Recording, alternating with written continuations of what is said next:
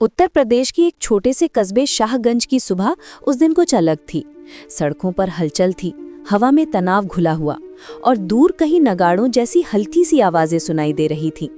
ये साल था 1857, वो वर्ष जब भारत की धरती पहली बार संगठित विद्रोह की ज्वाला से दहकने वाली थी। शहर के पास की छावनी में एक युवा सिपाही था, हरिओम सिंह।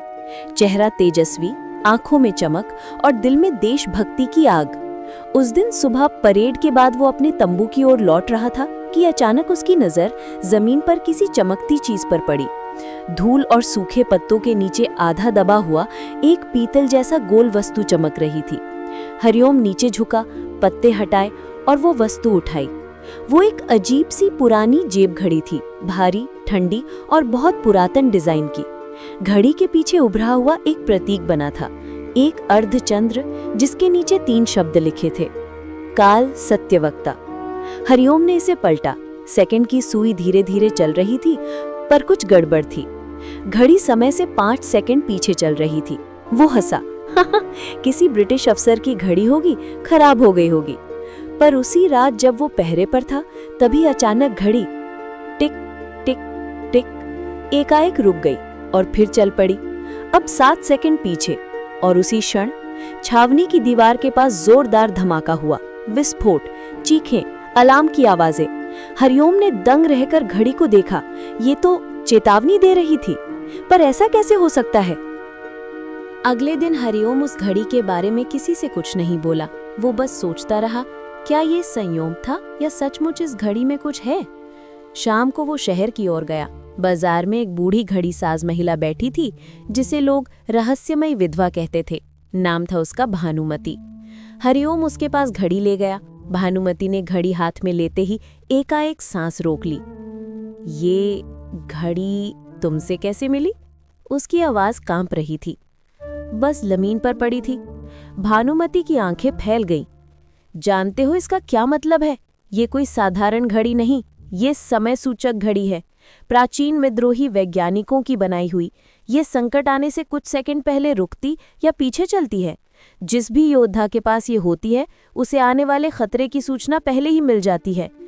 पर ये तो बस घड़ी है, विज्ञान से परे। भानुमती ने सिर हिलाया।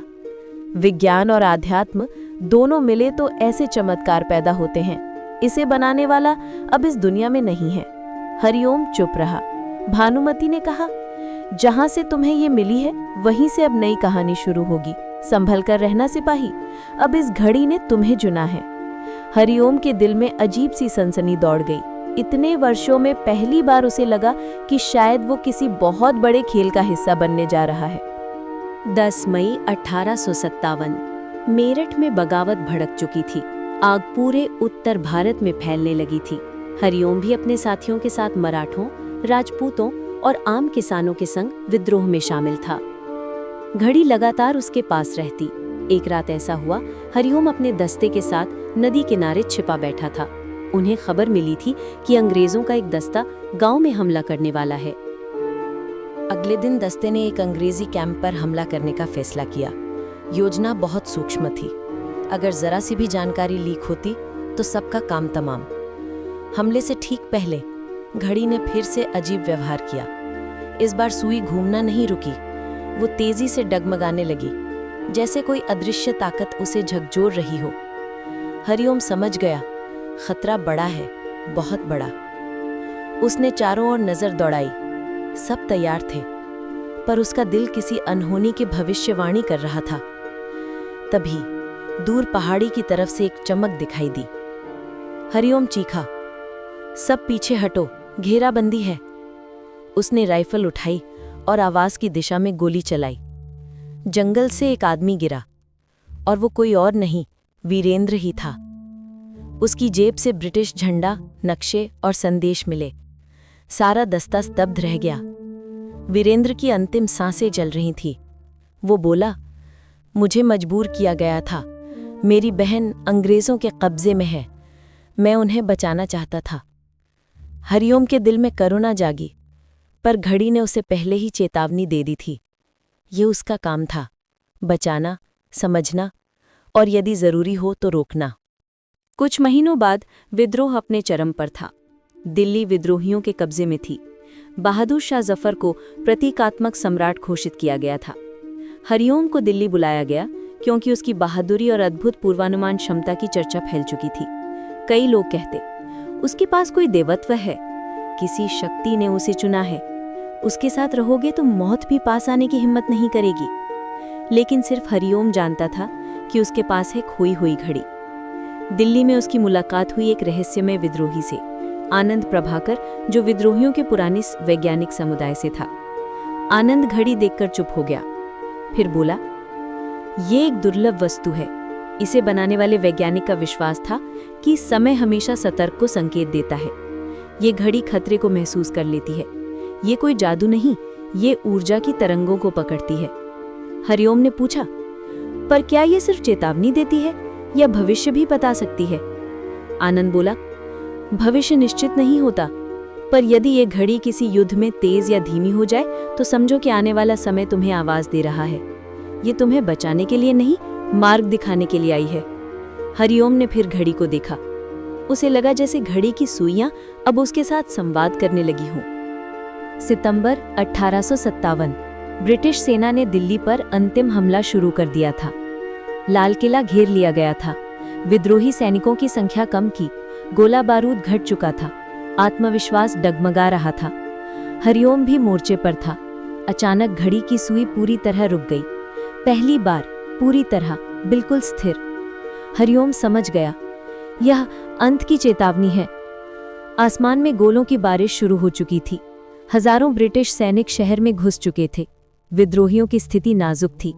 हरिओम दौड़ते हुए लाल किले के अंदर पहुंचा। वह महाराज जफर को सुरक्षित स्थान पर ले जाना चाहता था, पर तभी उसने देखा कि आनंद प्रभाकर घायल पड़ा था। आनंद ने कहा, घड़ी को बचाना, यदि ये अंग्रेजों के हाथ लग गई तो वे इसकी शक्ति का दुरुपयोग करेंगे। हरिओम ने पूछा, मुझे इसे कहाँ ले जाना चाहिए? आनंद ने सांस रोकते हुए कहा, जहां यह मिली थी वहीं इसका अंत है। समय का चक्र वहीं पूरा होगा। हरिओम दंग रह गया।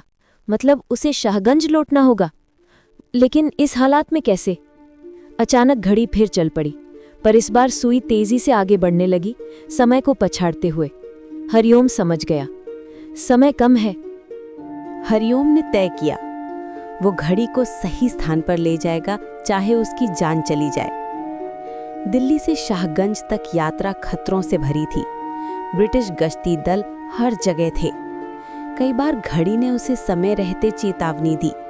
कभी वो रास्ता बदलता, कभी नदी में कूदकर बचता, कभी मिट्टी की दीवारों के पीछे छुप जाता।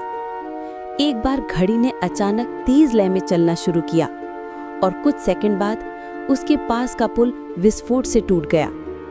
हरिओम ने सोचा, ये घड़ी क्या मेरी जान बचाने के लिए बनी है या मुझे किसी नियति की ओर ले जा रही है? यात्रा मुश्किल थी, पर उसकी आंखों में केवल एक उद्देश्य था, घड़ी की सुरक्षा। कई दिनों बाद जब वो शाहगंज पहुंचा, रात का सन्नाटा था। जहां उसे घड़ी मिली थी, वहां खंडरों के बीच एक पुरानी हवेली थी। उस हवेली का नक्शा भी अब मुश्किल से समझ आता था। वो अंदर गया। हवेली के भीतर की हवा अजीब सी थी, ठंडी, भारी, जैसे इतिहास खुद सांस ले रहा हो। अचानक घड़ी की सुई चमकने लगी, फिर धीरे धीरे स्थिर हो गई। हरिओम को फर्श पर एक छोटा सा पत्थर हटता हुआ दिखाई दिया। एक गुप्त तहखाना खुल गया। वो नीचे उतरा। अंदर एक विशाल कमरा था। दीवारों पर अजीब चिन्ह बने हुए थे। कमरे के बीचों बीच एक पत्थर का मंच था। आनंद की बात याद आई, जहां से मिली है वहीं वापसी। हरिओम ने धीरे से घड़ी को मंच पर रखा। घड़ी ने अचानक तेज रोशनी बिखेरी। कमरा कांपने लगा। हरिओम पीछे हट गया। घड़ी घूमने लगी और फिर धीरे धीरे धूल में बदलने लगी, मानो उसका काम पूरा हो चुका हो। समय का ये रहस्यमयी पात्र अब अपना अस्तित्व खो रहा था। हरिओम ने हाथ बढ़ाया, पर रोशनी गायब हो गई। घड़ी पूरी तरह से नष्ट हो चुकी थी। समय शांत हो गया। जैसे ही घड़ी समाप्त हुई, मंच के नीचे से एक पांडुलिपि बाहर निकली। हरिओम ने उसे खोला। उस पर लिखा था, समय किसी एक का नहीं, जो इसे समझता है वही इतिहास बदल सकता है। तुम्हें चुना गया क्योंकि तुमने समय की आवाज़ को सुना। अब तुम्हें इसे आगे बढ़ाना है। विद्रोह हार सकता है पर स्वप्न नहीं। हरिओम की आंखों में आंसू भर आए। घड़ी न रही पर वो संदेश हमेशा उसके दिल में रह गया।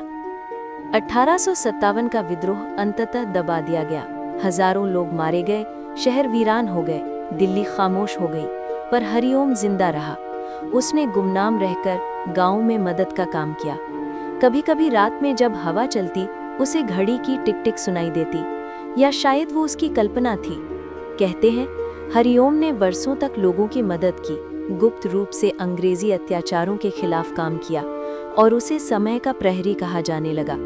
और वो पुराना तहखाना किसी को पता नहीं चला, पर कुछ लोग कहते हैं आज भी आधी रात को जब हवेली के खंडरों में हवा बहती है तो वहां घड़ी की सुइयों की हल्की आवाजें सुनाई देती हैं, जैसे कोई चेतावनी दे रहा हो कि इतिहास खुद को दोहराने वाला है। और तब नई घड़ी किसी नए योद्धा को चुन लेगी।